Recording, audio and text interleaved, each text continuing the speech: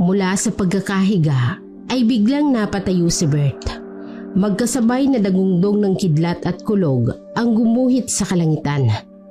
Madilim din ang langit at ang paligid na tila ba nagbabadya ang paparating na bagyo. Mukhang may bagyo na naman Humahangos na dumating si Aling Remedios. Agad siyang pumasok sa bahay at tinawag ang anak. Bert! Nakapaggatong ka na ba? Hindi pa ho, inay. Saan ho pala kayo galing? Nanguha ako ng gulay sa taniman natin sa paanan ng bundok. Mag-asikaso ka na para makapagluto na tayo. Tsak na mawawala na naman ang kuryente mamaya. Mukhang may bagyong parating. Yun na nga po Sige po, nay. Magluluto na po ako. Hindi nagtagal ay bumagsak na ang malakas na ulan at sinabayan pa rin ang malakas na kidlat at kulog. Hindi maiwasang mapangiti ni Bert sa tuwing naririnig ang sigaw ng ina.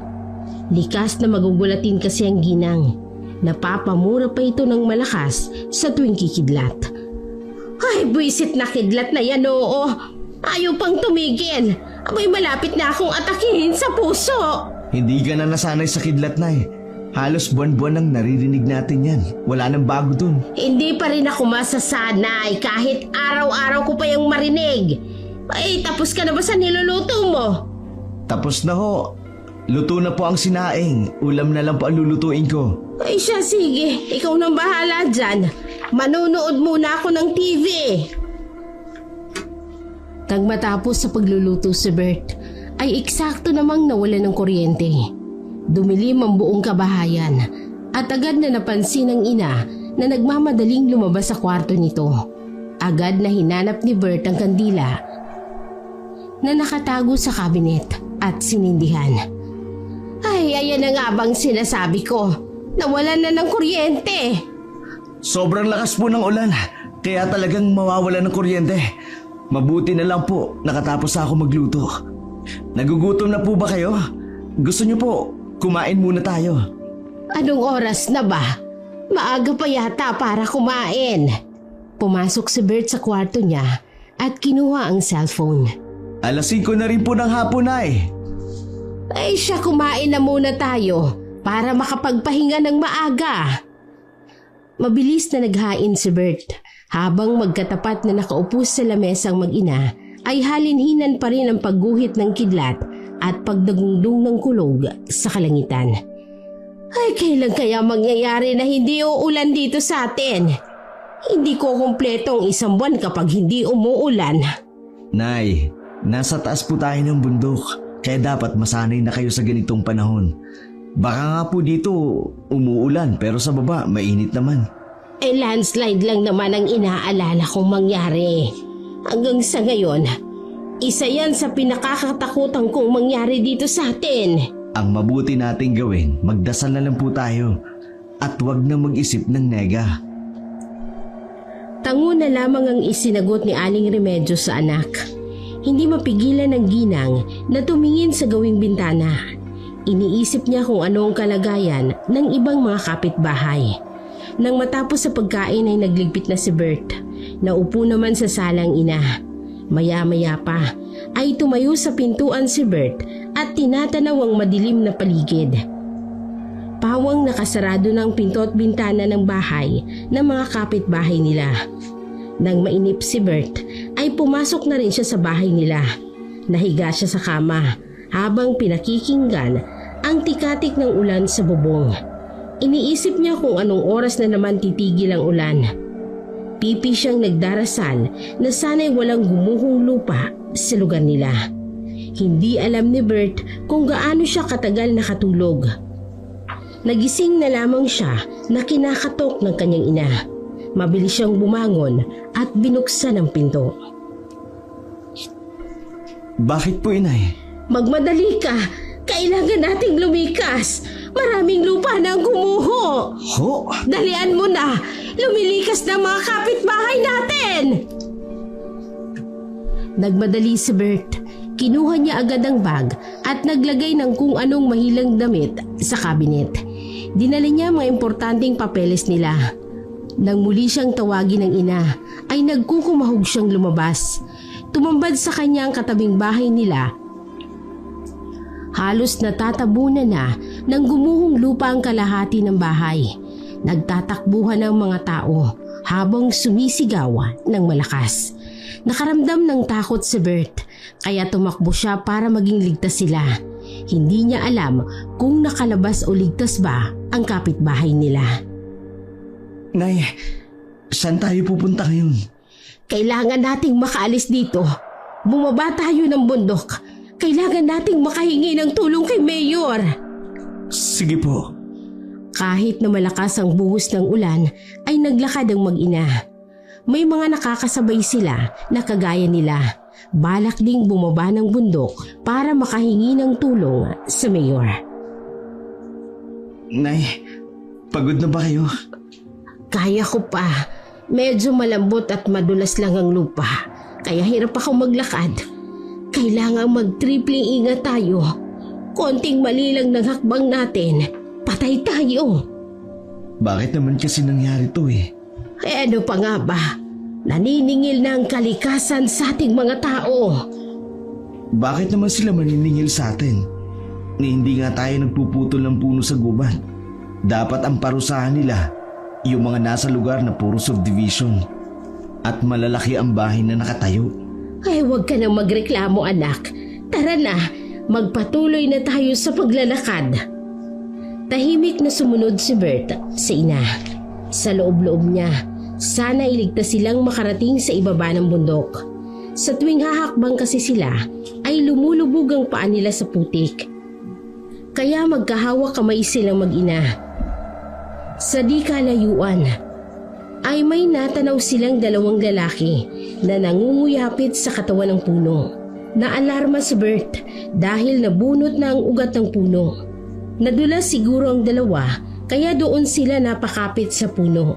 Pinilit lapitan ni Bert ang dalawa. Kuya, tulungan mo kami! Teka, huwag kayong malikot. Tutulungan ko kayo. Nak, baka mapahamak ka! Mag-iingat po ako, inay. Nakaramdam ng kaba si Bert sa nakitang sitwasyon ng dalawa. Anumang oras ay pwedeng bumagsak ang puno sa ibaba ng bangin at madadamay pa ang dalawa. Nakabuhay na ang pagkakatayo ng puno kaya hindi na yun ligtas, nakapitan pa. Anak, mag-iingat ka! Lakas loob na dumikit sa puno si Bert. Saka inabot ang kamay ng lalaki dahil basa ng mga palad nila ay ilang beses na dumulasyon at muntik nang mahulog ang lalaki. Mabuti na lang ay naalalayan siya ni Jose. Nang mailigtas niya ang lalaki ay si Jose naman ang sunod na kinuha niya. Malapit nang bumagsak ang puno. Sa wakas, nailigtas niya sa kapahamakan si Jose. Hinihingal naman ang tatlo na naupo sa putikan. Maraming salamat sa pagtulong sa amin. Saan ba kayo pupunta? Kahit saan po, basta sa ligtas na lugar. Bakit hindi nila kayo sumama sa amin? Saan po kayo pupunta? Sa ibaba ng bundok. Hihingi kami ng tulong para matulungan din yung mga naging biktima din ng landslide dito sa atin. Nagkatinginan naman ang dalawang magkapatid sa kasabay na tumango. Sige, sasama kami sa inyo. Tara na. Lalong lumalakas ang ulan. Baka lalo tayong mahirapang bumaba. Habang naglalakad ay may mga nadaanan silang gumuhong lupa kaya naharangan ang mga daraanan nila. Napaisip ang apat kung babalik ba sila sa pinanggalingan. May alam akong ibang daan, pero kapag doon tayo pumunta, medyo mapapalayo tayo at baka matagalan tayo bago natin marating ang ibaba ng bundok. Wala naman tayong ibang pagpipilian. Hindi tayo makakadaan dito. Sige, ipagdasal niyo na lang na sana walang mabangis na hayop tayong makasalubong. Ay Diyos ko naman, huwag na lang kaya tayong tumuloy roon. Nay, kapag nanatili tayo rito, baka gumuho ang ibang lupa. Baka dito na tayo tabunan ng buhay. Sa ganitong pagkakataon, kailangan nating mag-take ng rest para mabuhay. Tama po ang anak ninyo, Nay. Mas gugustuhin din po namin makipagsapalaran kesa mamatay kaming walang ginagawa sa lugar na to. Natatakot lang ako. Paano kung... Nay, nandito po ako. Hindi ko kayo pababayaan. Nagpatuloy ang apat sa paglalakad. Nakaramdam sila ng ginaw. Malakas pa rin ang ulan na sinasabayan ng malakas na ihip ng hangin. Panaka-naka pa rin ang pagkidlat at pagkulog. Hindi nila iniinda yun na baka matamaan sila ng kidlat. Maraming matataas na puno sa paligid. Tsak na bago sila ay ang mga puno muna ang tatamaan nun. Hindi na nga nagkamali ang sapantahan nila. Sa paglagpas nila sa isang malaking puno ay tinamaan yun ng kidlat at biglang bumagsak sa lupa. Umiwas tayong madikit o mapalapit sa malalaking puno. Mahirap na. Baka mabagsakan tayo. Wala na bang pwedeng daanan na ibabukod dito? Ito lang po ang kabisado kong daan. Madalas po kasi ako dito. Mas mahirap pong pumunta sa lugar na hindi nyo kabisado at baka maligaw lang tayo. Pasensya ka na sa nanay ko. Medyo makulit lang talaga yan. Ayos lang. Makukulit naman talaga ang mga nanay. Oo nga pala. Nasaan bang tatay at nanay nyo? Seryosong nagkatinginan sina Jose at Peter. Matagal na silang patay. Nako, sorry ah. Ikinalulungkot kong marinig yan. Tara na. Maglakad na tayo. Para hindi tayo abutin ng umaga. Palakas ng palakas ang ulan. Mukhang malakas ang bagyong tumama rito sa lugar natin. Dahil sa lakas ng ulan, madilim ang paligid. Kaya hindi masyadong maaninag ang nilalakaran. Naroong madulas at madapa sila dahil sa malalaking bato na naaapakan. Gustuhin man nilang maglakad ng mabilis ay hindi nila magawa dahil baka may bangin sa gilid ng nilalakaran nila. Hindi nila alam kung gaano na sila katagal na naglalakad hanggang sa nagdesisyon si Bert na huminto muna sa natanaw na maliit na kuweba. Tsak na pagod na ang nanay niya. Pumayag naman ang magkapatid sa mungkahin niya kahit ang dalaway pagod na rin. Nang makapasok sila sa bungad ng kuweba, saka napansin ni Bert na wala ang ina. Kinabahan siya at inilibot ang paningin sa paligid. Nay! Lumabas ng kuweba si Bert habang isinisigaw pa rin ang pangalan ng ina. Lumabas din ang magkapatid para tumulong na maghanap kay Aling Remedios. Nay! Saan ba siya nagpunta? Huwag naman sana. Baka nakain siya ng mabangis na hayop. Imposible. Nasa likod ko lang siya kanina. Nay! Nasaan ka? Hindi magandang biro ito! Ginalugad ni Bert ang mga damo. Baka naroon ang nanay niya. Ang lakas ng kabog ng dibdib niya. Kung ano-ano ang pumapasok sa utak niya.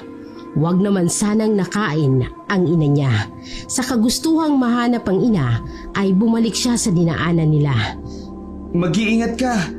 Baka makasalubong mo ang mabangis na hayop dyan.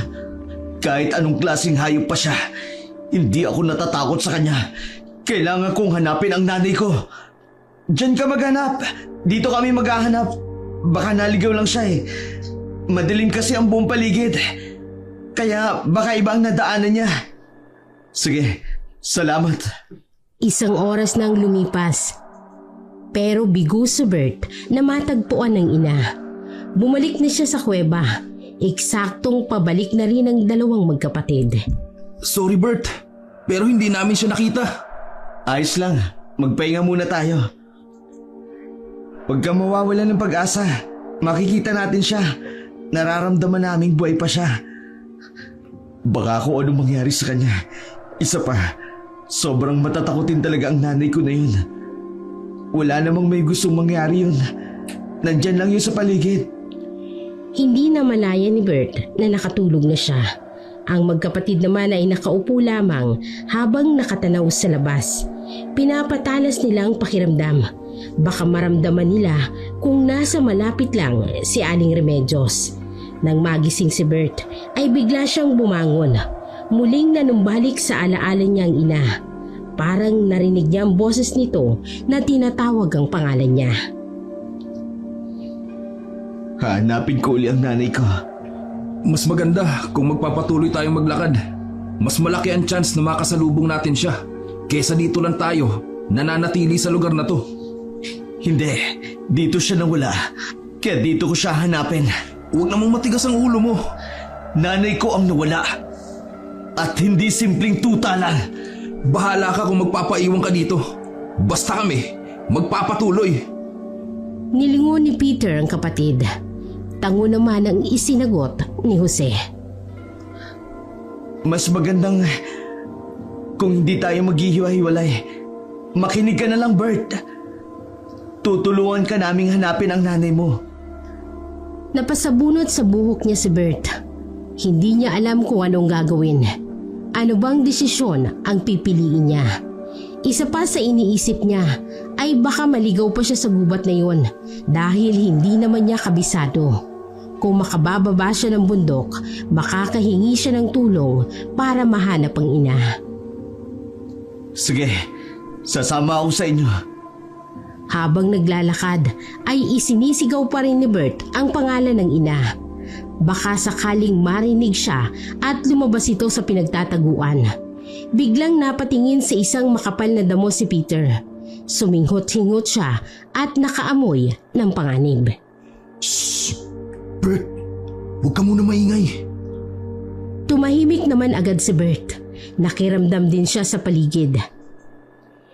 Napansin niyang tahimik na nakatayo ang dalawa na parang may inaabangan. Bert, magtago ka muna.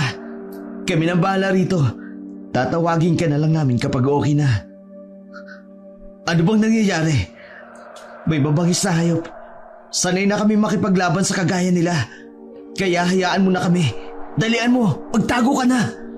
Sa narinig ay nagmamadaling tumakbo si Bert. Maghahanap siya ng mapagtataguan. Eksakto namang nakalayo na siya ay lumabas ang malaking baboy ramo sa kumpol ng damuhan. Ngumisi si Peter, saka inihanda ang sarili sa pakikipaglaban. Sakto ang dating mo. Medyo gutom na kami. Matalim ang titig ng baboy ramo sa dalawang lalaki. Maya-maya ay sumugod ang baboy ramo at binalak na suwagin ang isa sa kanila. Nakaiwas ang dalawa, saka sinuntok ni Jose ang likod ng baboy. Nang humarap yun sa kanila, ay lalong tumalim ang titig nito. Hindi na hinintay ng dalawa na sumugod pa ang baboy. Pagkalapit nila, ay sinakmal nila sa liig at batok ang nasabing baboy. Umatungal yun ng malakas dahil sa sakit na naramdaman. Naririnig yun ni Bert, pero hindi siya lumabas. Natatakot siya na baka siya pa ang gawing hapunan ng mabangis na hayop. Inihiga ng magkapatid ang baboy ramo, saka pinagtulungang kainin ang lamang loob nun. Nagbunyi ang dalawa dahil nakakain sila ng libreng hapunan. Nang mabusog ay pinagtulungan nilang ihagis sa damuhan ang wala ng buhay na hayop. Itinaas nila ang muka sa ulan para malinis ang mga dugo sa katawan at muka nila. Nang makasigurong malinis na sila, tinawag na nila si Bert. Kahit takot ay lumabas pa rin ang lalaki. Nang makalapit na siya sa dalawa, ay sinipat niya ang mga yon kung may sugat ba. Ayos lang kami. Napatay na namin ang baboy ramo. Baboy ramo? Sanay kaming mga aso, kaya sisiw lang sa amin kung papaano manghuli at pumatay ng mabangis na hayop. Nasaan ang baboy ramo? Baka pwedeng makita. Nandyan, sa likod ng damo na yan. Dahil sa hatak ng kuryosidad, kaya naman hindi nagdalawang isip na hawiin ni Bert ang damuhan. Nagulat siya nang makitang nakahandusay ang baboy ramo at puno ng dugo. Tara na, baka may umatake na naman sa atin. Samantala, magkahalong takot at pangamba ang nararamdaman ni Aling Remedios.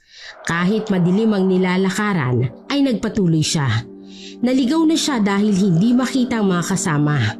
Paos na siya kaya tumigil na rin siya sa pagsigaw.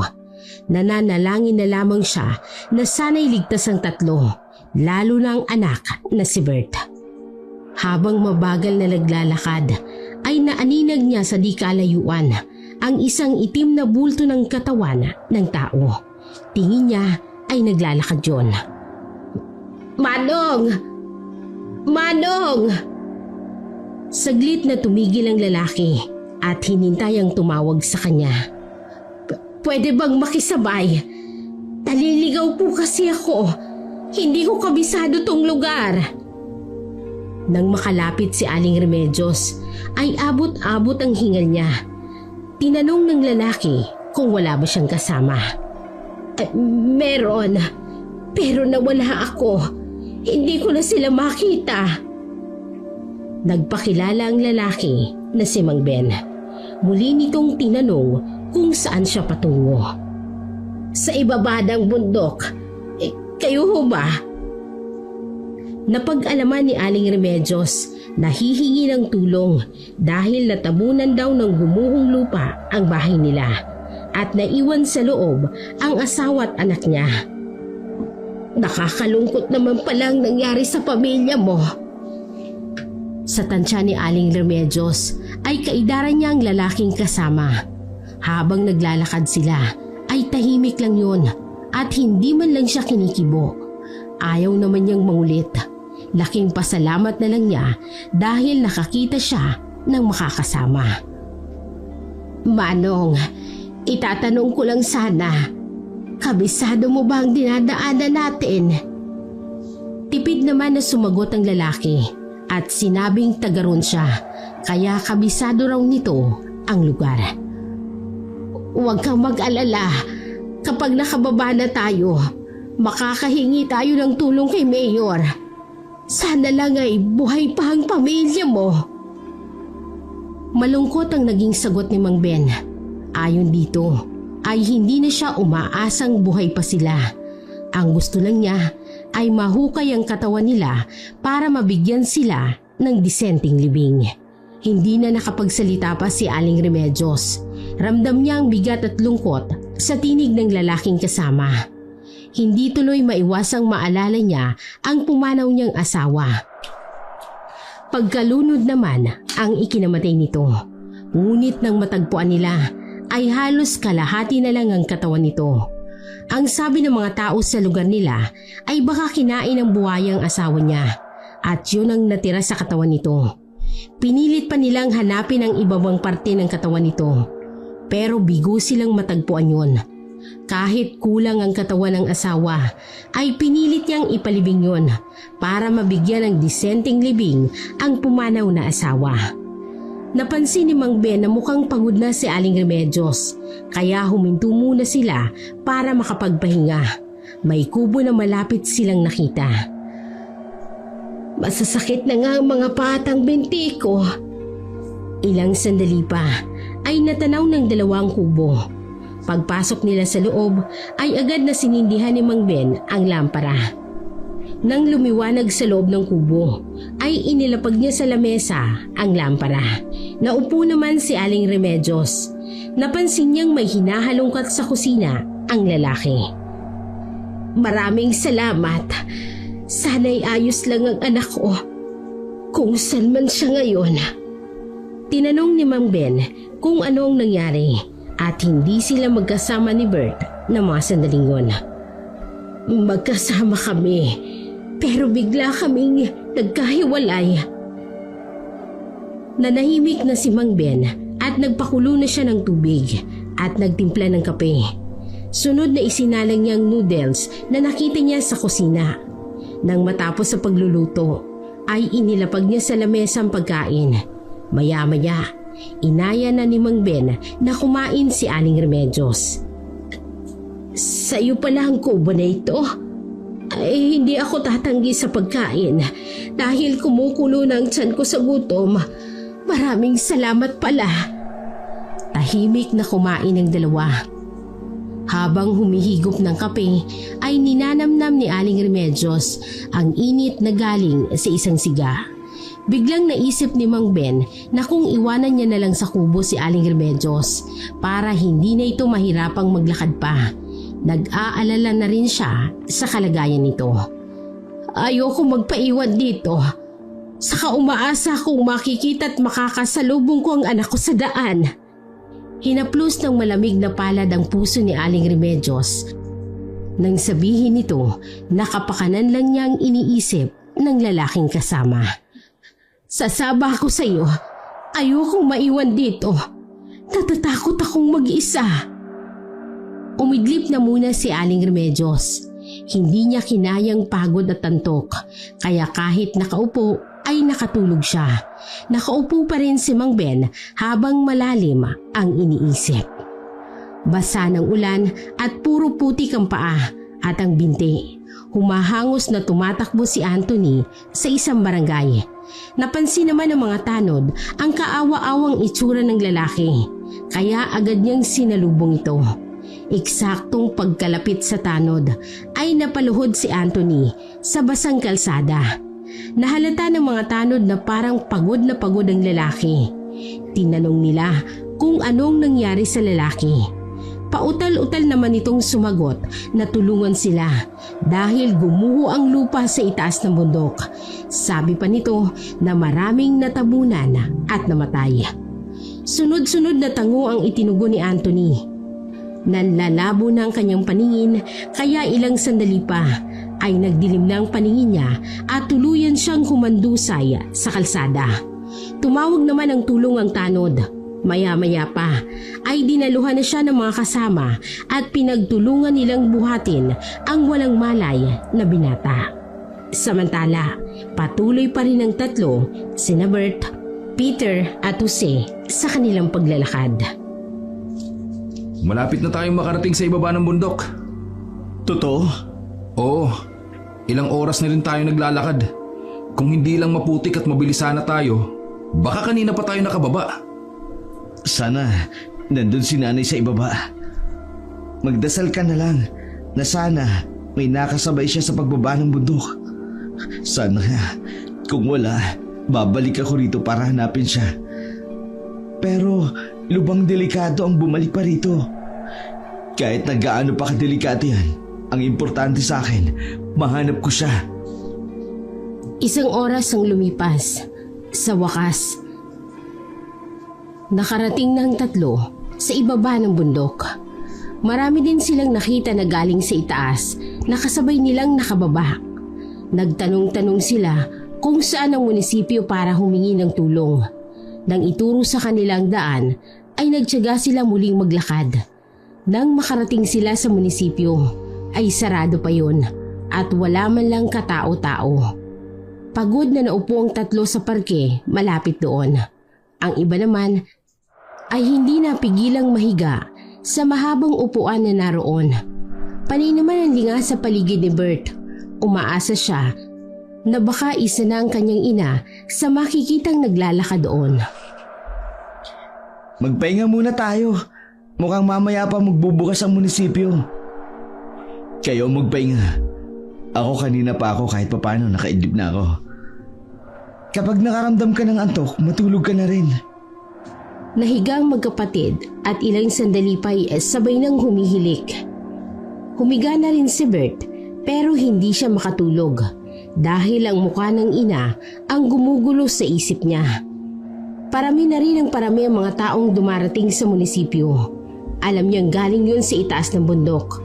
Base na rin sa itsura ng mga ito. Nay, nasan ka na ba? Sana ayos ka lang. Matinding sikat ng araw ang nagpagising sa tatlo. Agad silang naupo at iginala ang mga mata sa paligid. Maingay na at marami na ring taong naglalakad.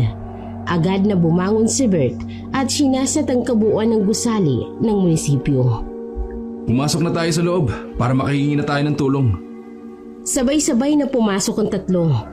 Pagkalista ng pangalan sa logbook ay tinanong nila kung saan ang mismong opisina ng mayor.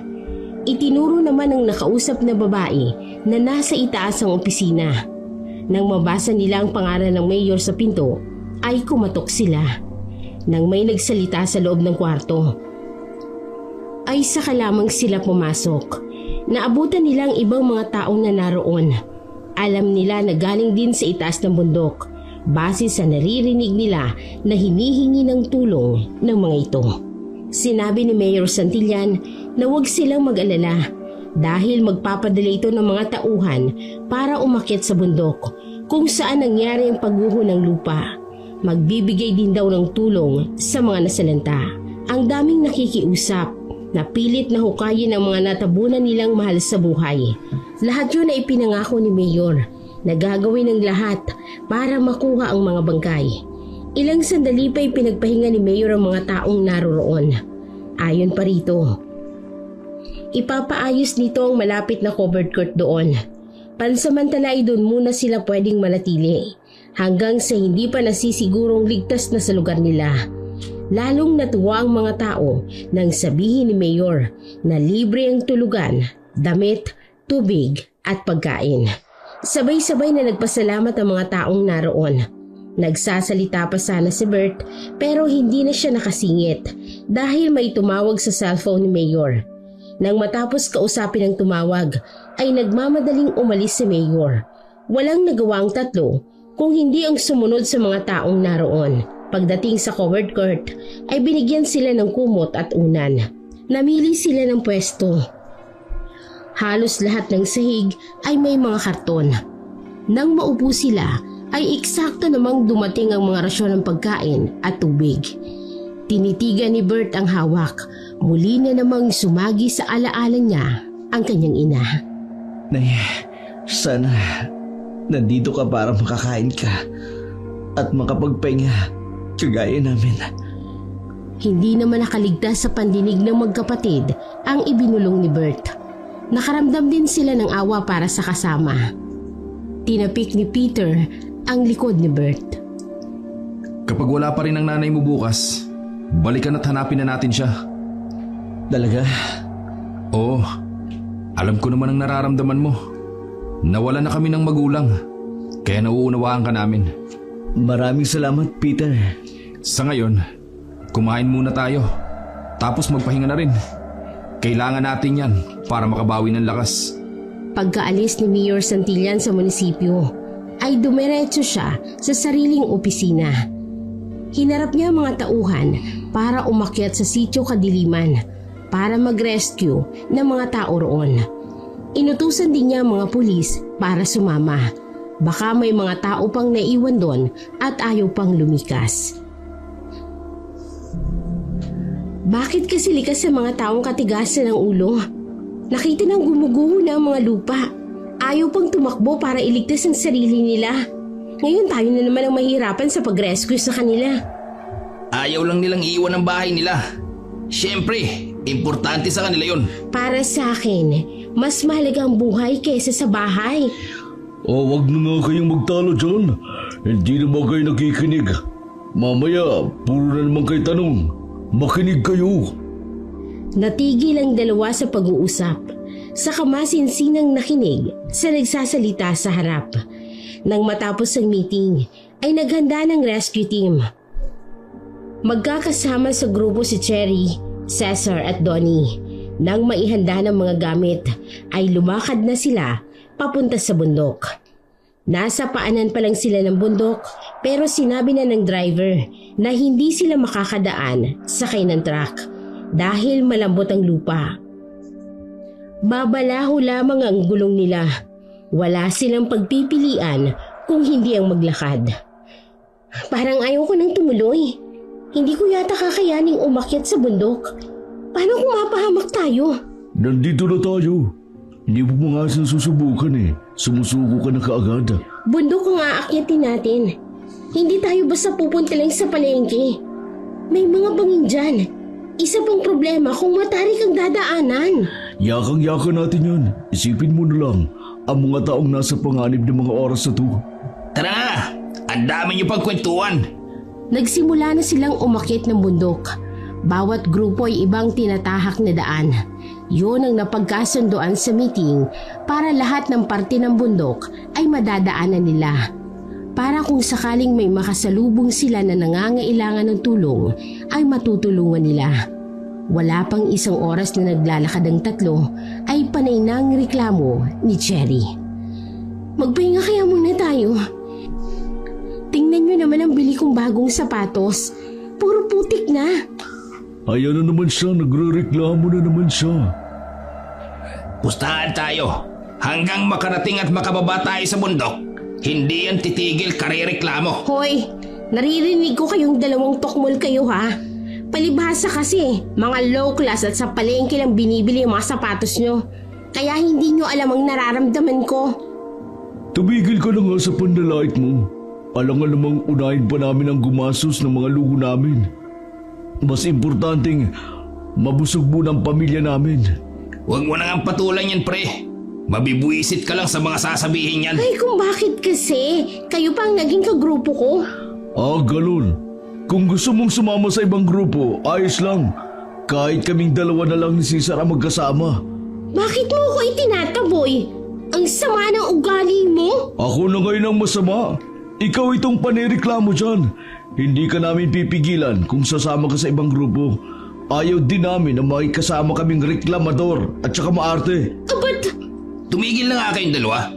Imbis na nagpapahinga tayo, nagtatalo pa kayong dalawa. Awat na! Walang mangyayari kung ganyan kayong dalawa. Hindi na kumibo si Donnie, habang si Jenny naman ay panay pa rin ang bulong. Tumingala sa kalangitan si Cesar nang mapansin na parang dumidilim ang langit. Mukhang bubuhos ulit ang malakas na ulan. Tara na, maglakad na tayo at baka dito pa tayo abutan. Nagpatuloy ang tatlo sa paglalakad. Hindi pa naman sila nakakalayo ay biglang bumuhos ang malakas na ulan.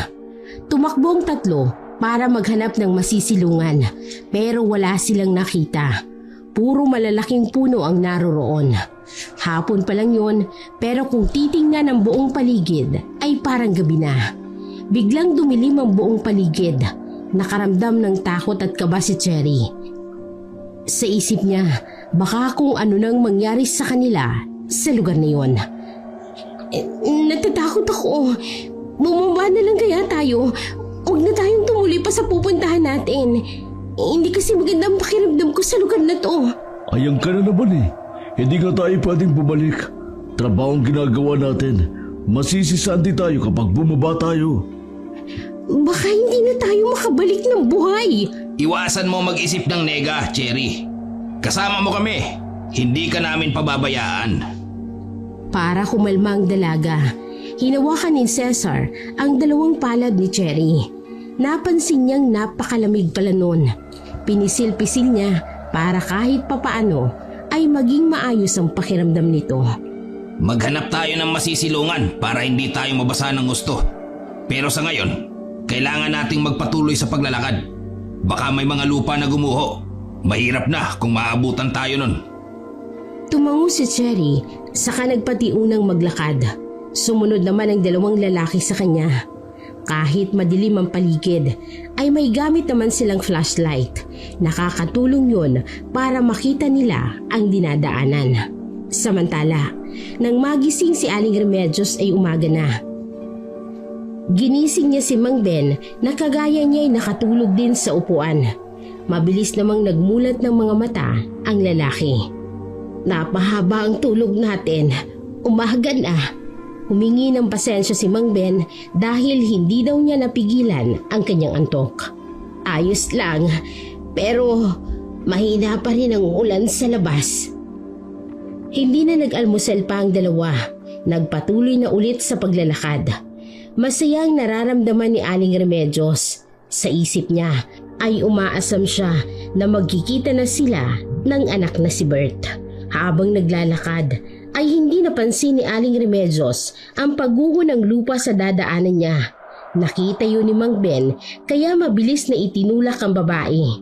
Lahat ng lupa ay bumagsak kay Mang Ben. Tigalgal sa pagkakatayo si Aling Remedios, hindi makapaniwala sa nasaksihan.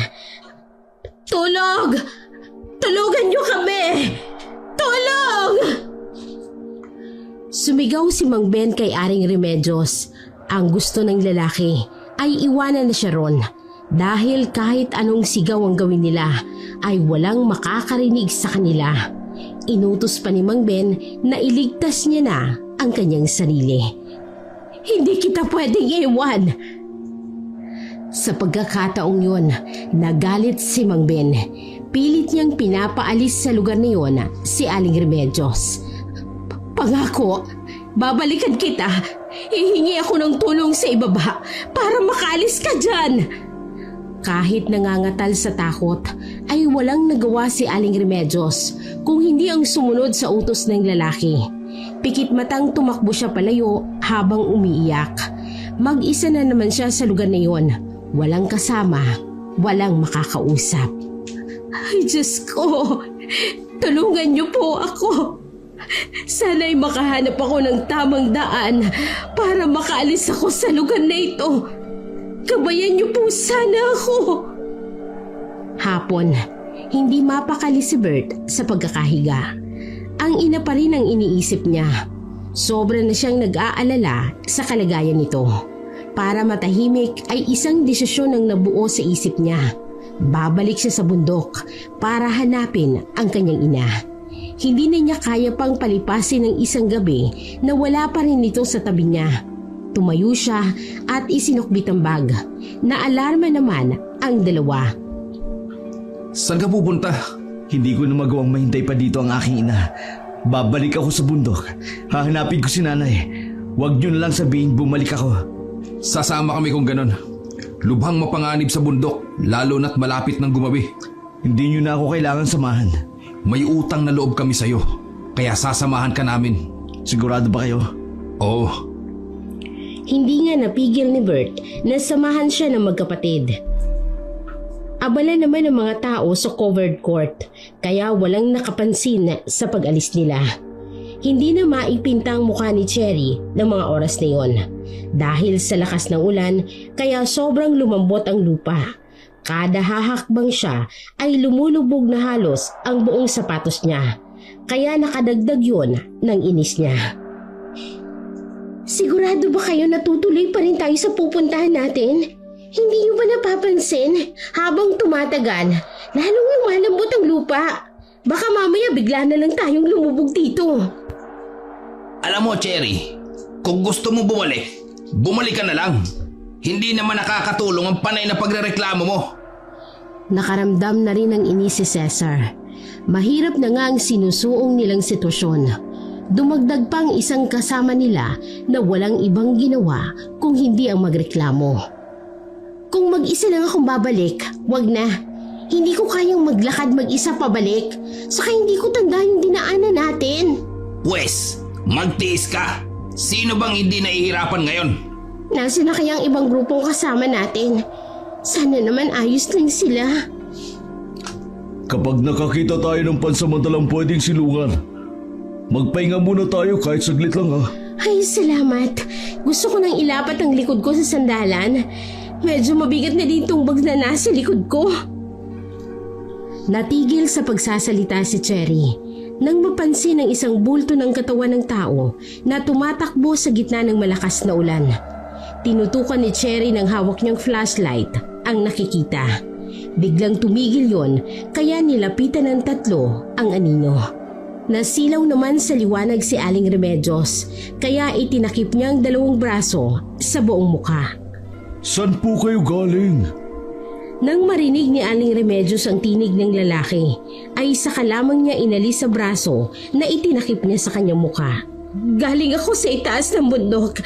Tulungan niyo ang kaibigan ko. Natabunan siya ng gumuhong lupa.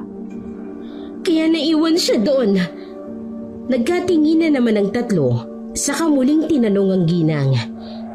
Natatandaan niyo po ba kung saan banda rito natabunan ng kaibigan niyo? Oo, alam ko. Tara na!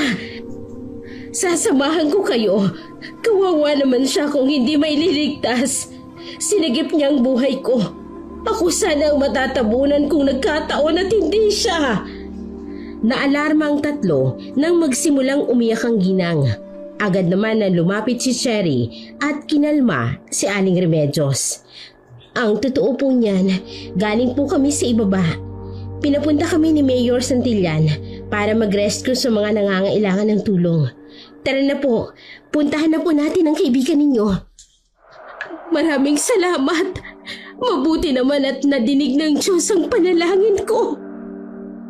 Nagpatiunang maglakad si Aling Remedios habang nakasunod naman ang tatlo. Nang marating nila ang lugar na tinutukoy ng ginang, ay nagtaka pa ang tatlo. dahil wala namang gumuhong lupa sa itinuturo nito. Diyan siya natabunan. Mang Ben, magsalita ka. Tinupad ko na ang pangako ko sa iyo na babalikan kita. May tutulong na sa iyo para makaalis ka dyan. Walang narinig na tugon ng apat mula sa tinatawag nitong Mang Ben. Nagpalitan ng kakaibang tingin ng tatlo. Hindi nakatiis si Cesar at kinausap ang ginang. Nay, hindi po kaya sa ibang lugar na tabunan ng kaibigan nyo at hindi dito?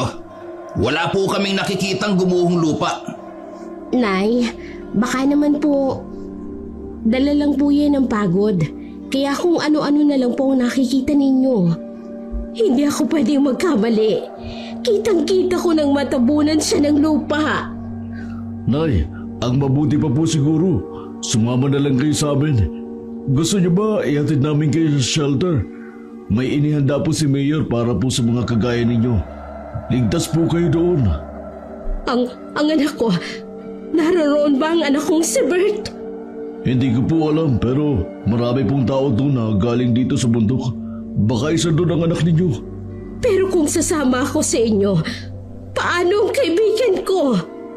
Hahanapin po namin ang kaibigan ninyo. Hindi po kami titigil hanggat hindi siya nakikita. Pangako ba yan? Opo naman. Gagawin po namin ang lahat para magawa ang trabaho namin. Maraming salamat. Gusto niyo bang magpahinga muna? May alam akong kubo na malapit dito. Yung kaibigan ko ang may-ari noon. Pwede kayong magpahinga doon. Baka po magalit ang kaibigan nyo kapag nagtrespassing kami sa kubo niya. Mabait si Ben. Hindi yun magagalit. Inalay nga niya ang buhay niya para sa akin. Napakabuti niya. Sige po, Nay. Pumunta po tayo sa kubo niya para kahit saglit makapagpahinga kami.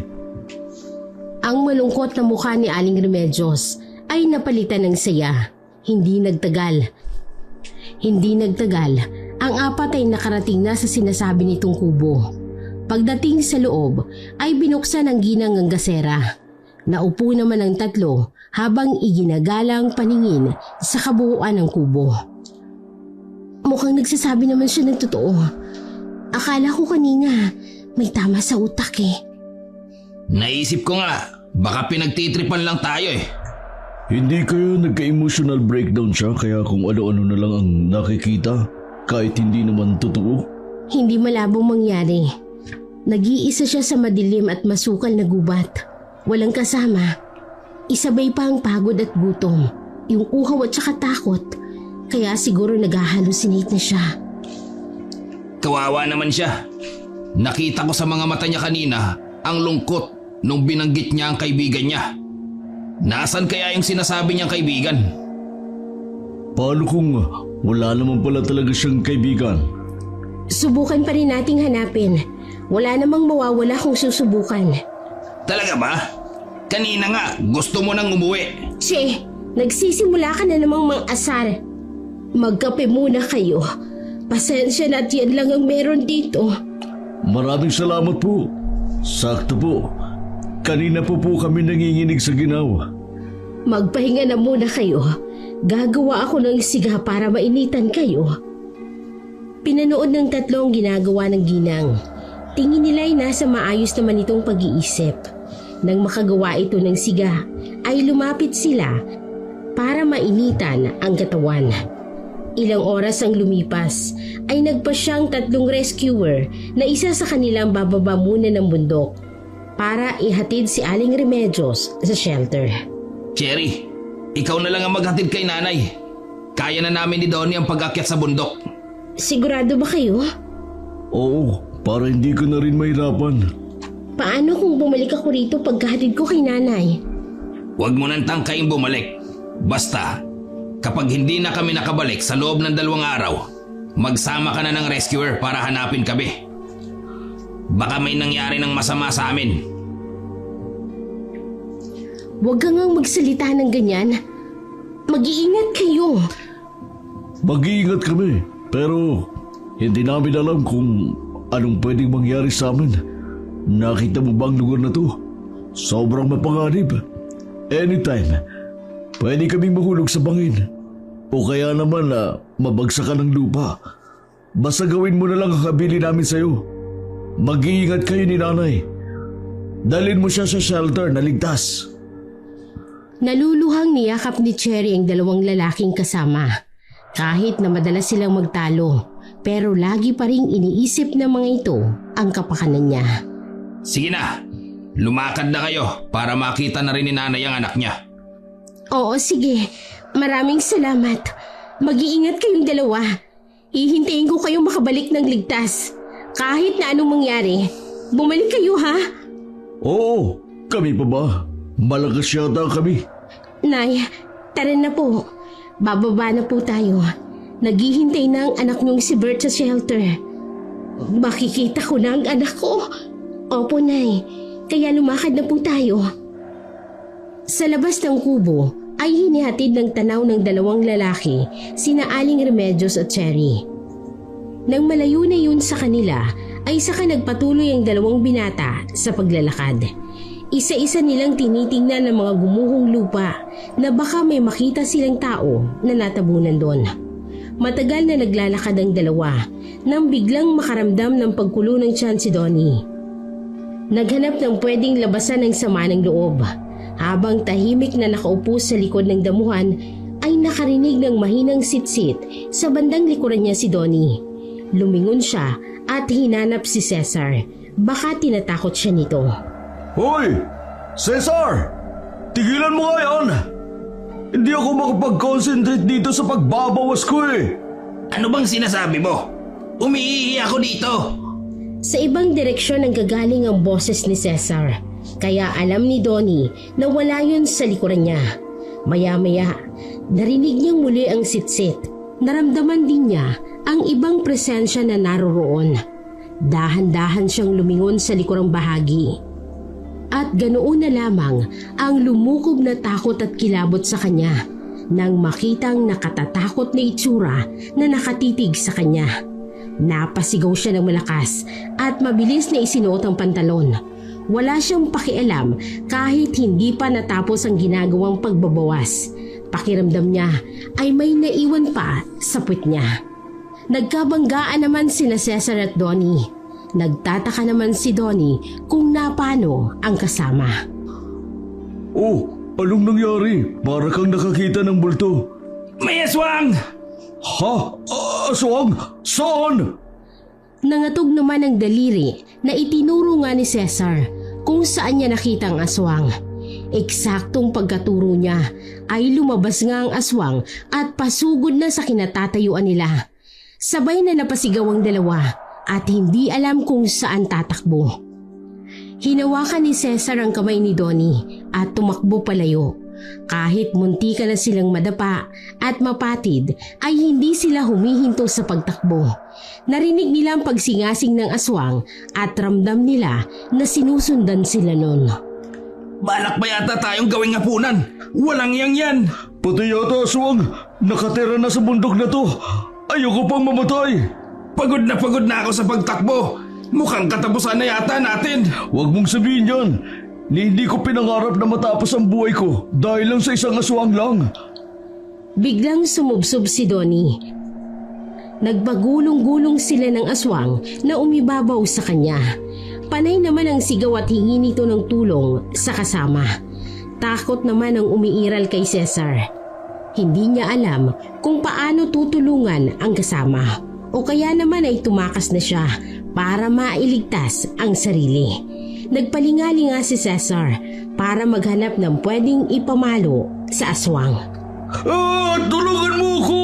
Cesar! Kapag namatay ako rito, hindi mananahimik ang kaluluwa ko.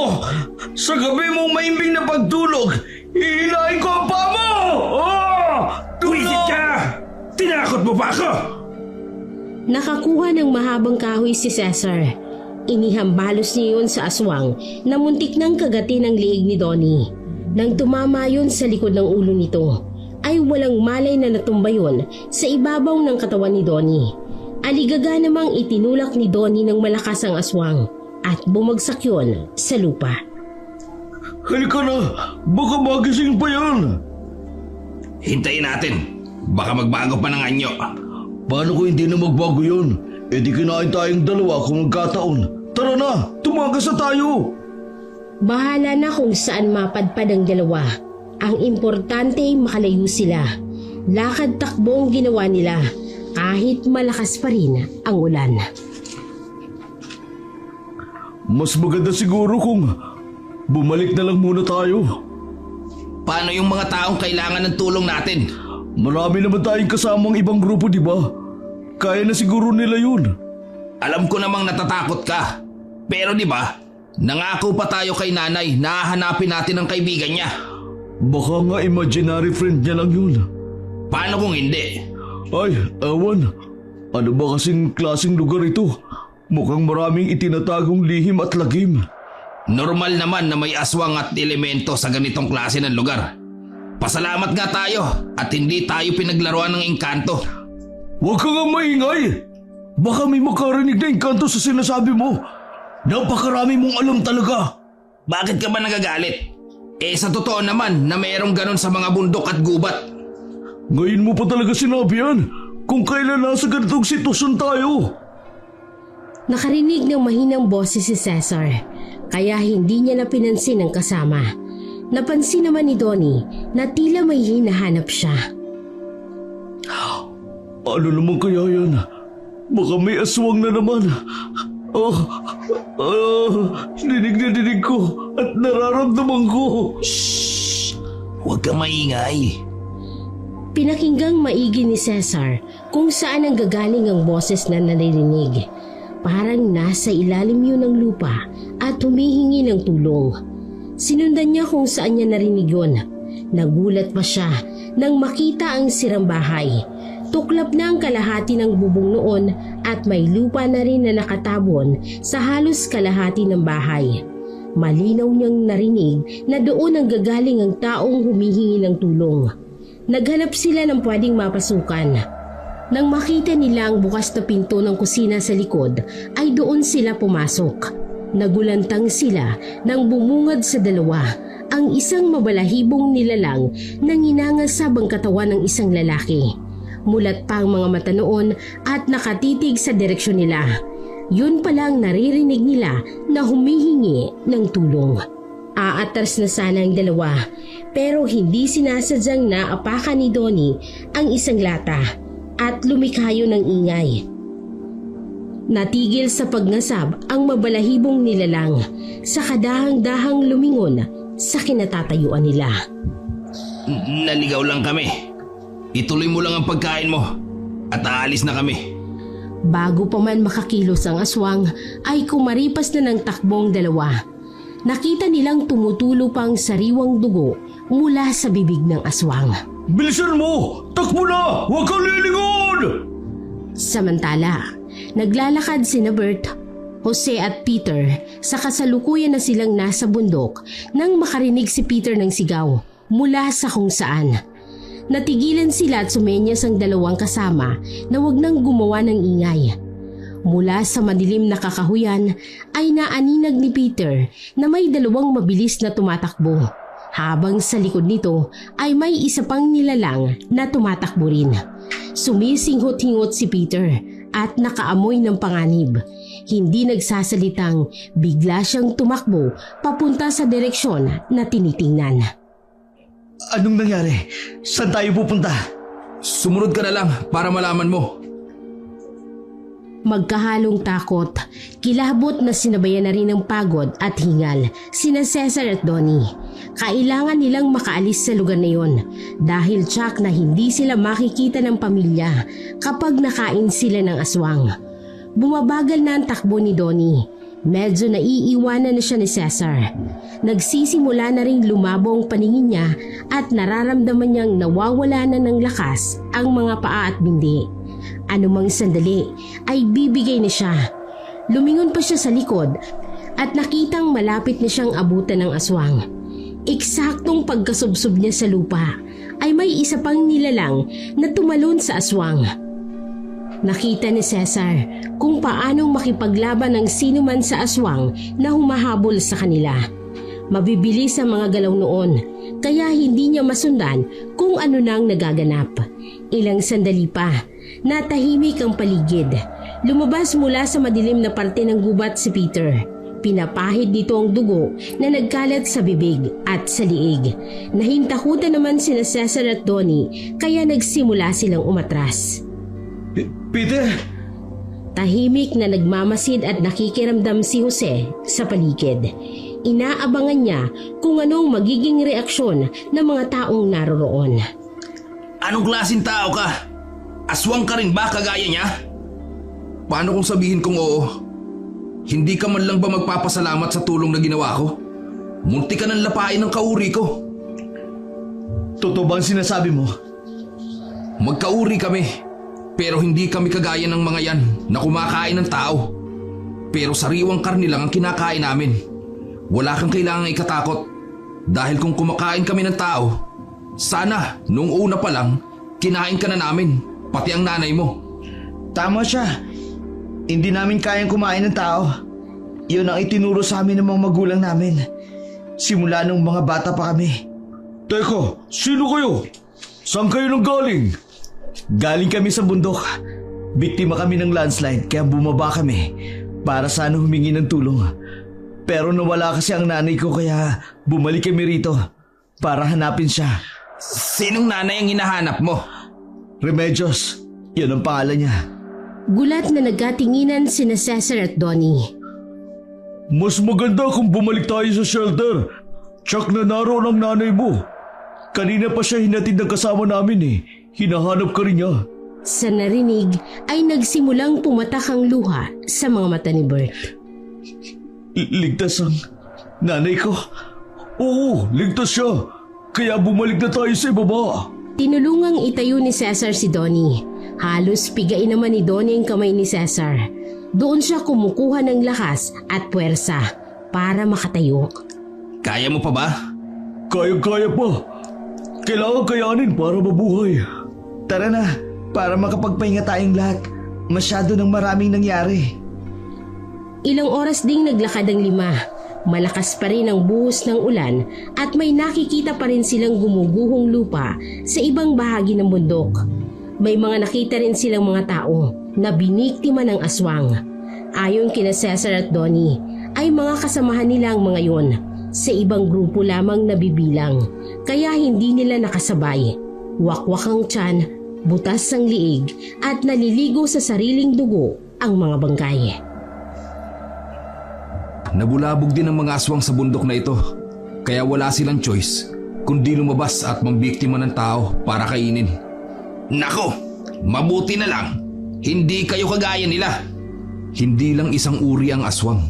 Kaya hindi ko alam kung may kagaya pa namin na hindi kumakain ng tao. Mabuti, hindi kayo sinugod ng mga tao sa lugar nyo. Hindi naman nila alam ang sikreto namin. Sana huwag nyo na lang ding ipagsabi para manatili pa ring lihim. Oo naman. Bakit naman namin ipagsasabi pagkatapos mo akong tulungan? Oo nga, tama. Maraming salamat sa tulong mo. Dahil sa'yo, nakaligtas ako sa kapahamakan. Dumating na sa shelter sina Aling Remedios at Cherry. Agad namang binihisa ng dalagang ginang. Sinamahan ito sa pwesto, saka binigyan ng kape at makakain. Habang tinitingnan ni Cherry ang ginang, ay naisip niya ang dalawang kasama kung kumusta na kaya ang lagay ng mga yon. Sana naman makabalik kayong ligtas. Huwag kang mag-alala, makababalik sila. Hinihintay ko rin ang anak ko. Sana'y magkita na kami. Magdasal lang ho tayo, Nay.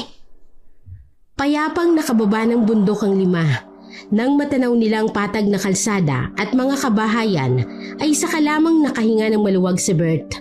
Nagdarasal siya na sana'y nasa shelter na ang kanyang ina. Paika-ika namang naglakad si Donnie. Pakiramdam niya ay nabalian siya ng sakong sa paa. Inaalalayan naman ni Cesar habang naglalakad. Ang dalawang magkapatid na sina Jose at Peter ay walang reaksyon ng muka habang diretsyong nakatingin sa nilalakaran. Marami na silang nakikitang tao kaya alam nilang ligtas na sila. Nang makarating sila sa shelter ay agad na hinanap ni Bert ang ina. Nang makita niyang nakahiga yun, ay patakbo siyang lumapit. Lumuhod siya para yakapin yun ng mahigpit. Naalimpungatan naman si Aling Remedios. Nang makilala niya ang anak, ay yumakap na din siya ng mahigpit habang pumapatak ang luha sa mga mata. Nay, sorry po. Mabuti't ligtas kayo. Hindi ko po mapapatawad ang sarili ko kung may nangyaring masama sa inyo. Ayos na ayos lang ako, anak. Hindi ako pinabayaan ng Diyos. Nag-alala po ako ng sobra sa inyo. Babalikan ko na po sana kayo sa bundok para hanapin. Nandito na ako. Ang mahalaga ay magkasama na tayo ulit. Suminghot-singhot naman si Donnie sa emosyonal na nakikita sa mag-ina. Ay, bigla ko tuloy na miss ang mama ko. Oy, umiiyak ka ba? Hindi nagpuwing lang ako. Ay, kunwari ka pa. Nakita ko. Tumutulo nga ang sipon mo. Tara na, para magamot yung paa mo. Dito muna kayo. Pupunta lang kami sa center para mapatingnan ang paa ko, ha? Sige, dito lang kami. Magkatabing naupo ang magkapatid. Tinitingnan nila ang mga tao sa shelter. Kinikilatis na baka may kasamahan din silang naroroon, pero wala naman silang naaamoy na kauring nila. Lumipas ang 1 linggo. Umalis na ang bagyo, kaya nag-announce na si Mayor Santillan na pwede na silang bumalik sa lugar at mga bahay nila. Natuwa naman ang mga tao dahil maayos at mapapagawa na rin nila ang bahay nila. Nagpadala si Mayor Santillan ng mga tutulong na maghuhukay sa mga lupang tumabon sa bawat kabahayan. Nang araw na yon ay bumalik na rin sina Bert at Aling Remedios sa itaas ng bundok. Habang naglalakad ay nakikita nila mga walang buhay na bangkay na nasa lupa habang nakabalot ng mga tela. Kawawa naman sila. Maswerte nga po tayo dahil hindi tayo kabilang sa kanila. Naagaw naman ang pansin ni Aling Remedios sa isang bahay na hinuhukay. Isa-isa nang inilalabas ang mga bangkay mula roon. 2 bata na sa tingin niya ay nasa edad 10 at isang babae na parang kaidaran pa niya. Halos manlaki ang mga mata niya nang makita ang huling bangkay na inilalabas. Hindi siya maaaring magkamali. Kilalang kilala niya ang taong yun. Kuya, pwede ko bang makita ang bangkay? Pumayag naman ang rescuer. Baka raw may mga kamag-anak siya at isa man lang sa mga natabunan. Panlulumo ang naramdaman ni Aling Remedios nang makita ng malapitan ang lalaking bangkay. Hindi siya makapaniwala kung papaanong nangyari na naroroon ang bangkay nito, samantalang nakasama niya at kitang-kita niya kung saan natabunan ng gumuhong lupa. Paano nangyari to? Hindi ito totoo! Nilapitan ni Bert ang sumisigaw na ina. Nay, kilala mo siya? Siya yung kinikwento ko sa iyo na nakasama ko at tumulong sa akin. Ang ipinagtataka ko lang, papaanong naibang lugar ng pinagtabunan sa kanya? Hindi rin makapaniwala ang rescuer sa nalaman. Ayon dito, ang sinabi ng kapitbahay ni Mang Ben ay magkakasama ang buong pamilya nila na natabunan ng gumuhong lupa. Wala raw nakaligtas dahil walang nakalabas isa man sa kanila. Sa narinig, napahawak ng ulo si Aling Remedios. Biglang may kumudlit sa alaala niya. Naalala niya ang sinabi ni Mang Ben na natabunan ng pamilya nito at kailangan niyang humingi ng tulong para mailabas ang mga bangkay nila dahil gusto niyang bigyan ng disenteng libing ang pamilya. Parang malinaw na ang lahat sa kanya na simulat sa pool ay multo na ang nakikita niyang si Mang Ben. Hindi pa siguro nito alam ng mga oras na iyon na kasama siya sa namatay. Kaluluwa lang nito ang nakita niya para magkaroon din siya ng kasama sa mga panahong nag-iisa siya. Nabalik sa kasalukuyan si Aling Remedios nang tanungin siya ng rescuer kung kilala niya ang pamilya ni Mang Ben. Oo, kilala ko. Sinabi ng rescuer na sasabihan na lamang siya kung saan nililibing ang buong pamilya ni Mang Ben. Maganda raw na kahit papaano ay may saksi sa paghahatid sa huling hantungan nila. Nagpaalam na aalis ng rescuer dahil aayusin pa nila ang mga bangkay. Maraming salamat! Nang hapong yon ay nailibing ang pamilya ni Mang Ben kasama ang iba pang nahukay na bangkay. Nalulungkot man sa sinapit ng pamilya ng lalaki pero laking pasasalamat ni Aling Remedios dahil nakilala niya ang lalaki. Kung hindi dahil dito ay baka namatay na siya. Maraming salamat, Mang Ben.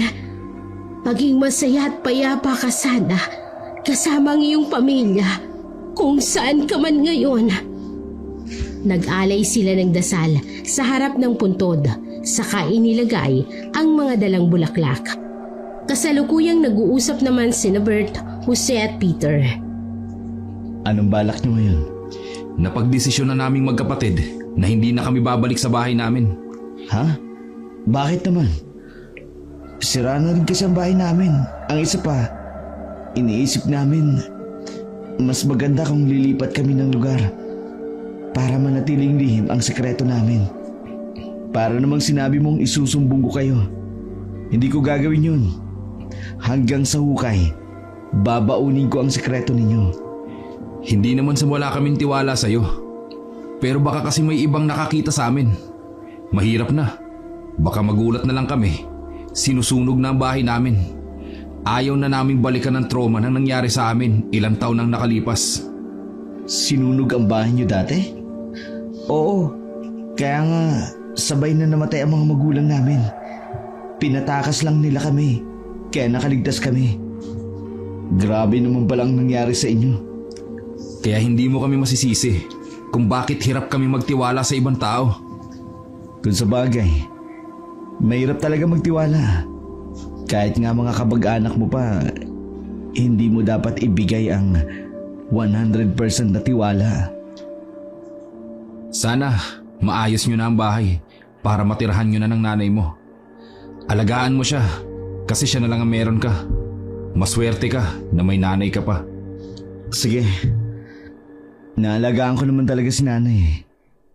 Di nga ako nakakapag-asawa sa pag-aalaga sa kanya. Pero ayos lang yun. Hindi naman ako nagbabadali sa bagay na yan.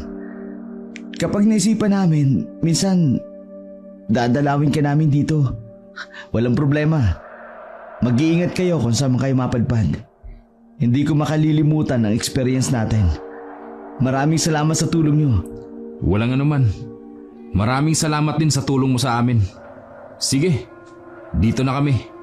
Hindi kasi namin alam kung saan kami dadalhin ng mga paa namin. Bahala na kung saan makarating. Basta dun sa lugar na walang nakakakilala sa amin. Sige na, lumakad na kayo. Nang mawala ang magkapatid sa paningin ni Bert, ay hinanap naman niya ang kanyang ina. Maya-maya, nakita niya yun na nakayuko habang naglalakad. Nay, saan kayo galing? Pinuntahan ko lang ang kaibigan ko, anak. Kumusta naman po siya? Maayos naman siya. Masaya ako dahil nahanap ko siya. Masaya rin ako dahil natupad ko ang gusto niyang mangyari. Huwag ka nang malungkot, Nay. Makakasama mo naman sila. At siya naman, kasama siya ng pamilya niya. Kaya alam kong masaya na sila. Lumipas pa ang mga araw. Unti-unti nang naayos at nagagawang bahay ng mga nasalanta. Bumalik na rin sa kani-kanilang buhay ang mga tao sa itaas ng bundok. Malungkot man dahil sa mga nasawi, pero naiisip nila na parte yun ng buhay at kailangan nilang bumangon para harapin ang panibagong bukas. Patuloy pa rin ang pagbibigay ng tulong ni Mayor Santillan para makaahon sa pagkalugmok ang mga tao.